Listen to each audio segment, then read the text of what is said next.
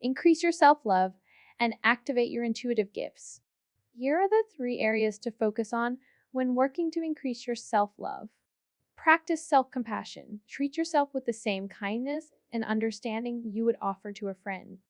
When facing challenges or mistakes, avoid self-criticism and replace it with self-compassion. Acknowledge that everyone makes errors and experiences setbacks. It's a natural part of being human. Establish clear boundaries to protect your well-being. Learn to say no when you need to, and prioritize activities and relationships that uplift and support you.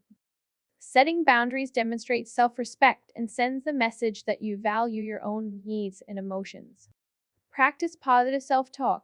Become aware of your inner dialogue and work on shifting negative self-talk to positive affirmations. Challenge self-limiting beliefs and replace them with empowering statements. Regularly remind yourself of your strengths, achievements, and unique qualities.